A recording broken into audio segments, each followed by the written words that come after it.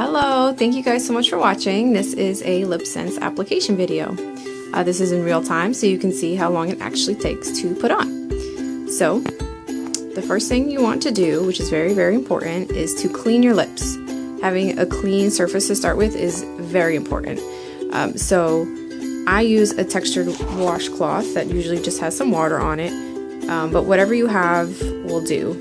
Sometimes I just use my sleeve and my water bottle because it's very important to make sure you have clean lips to start. You want to shake your tube, especially if it's a new tube or if you haven't used it in a while, because the pigments can settle.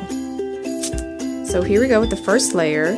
LipSense goes on in 3 layers, which is very important to get the best wear time out of it. You want to keep your lips parted while you apply it, as you can see, and not touch them together throughout the process until the end. And it's not perfect, it's just the first layer. That's okay, because you're going to do 3 total. The first layer will stick to you, the second layer will get sandwiched in between, and then the third layer is what comes into contact with the cups, your forks, your husbands, or whatever. So as you go, it will kind of even out. So it's okay if the first layer is not perfect, or even if the second layer isn't perfect. So here's the second layer.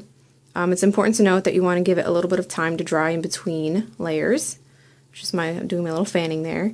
This color, which happens to be Bee Ruby, dries pretty quickly, so I don't need to wait too long, but some colors you're going to want to wait slightly longer, but you'll figure that out. So here's the third layer, and as you can see, it's starting to even out pretty nicely.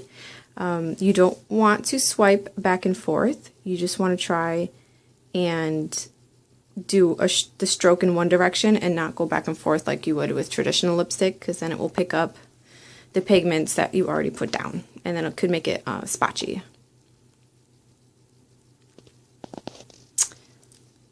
So at the end, I don't line my lips in the beginning, so at the end I like to go in around my Cupid's bow and sometimes a little bit on the bottom there, just to make sure that everything is kind of framed nicely around my lips. So I just kind of touch it up at the end. I do that pretty much every time. That's just the way I do it. Some people like to line it in the beginning and then color inside the lines.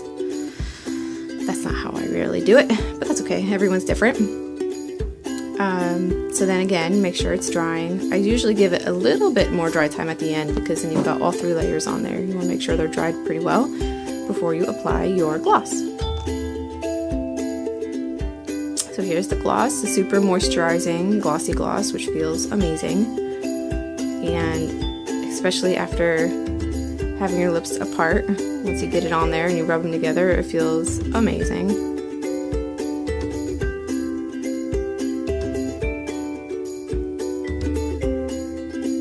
Which is what that face was for.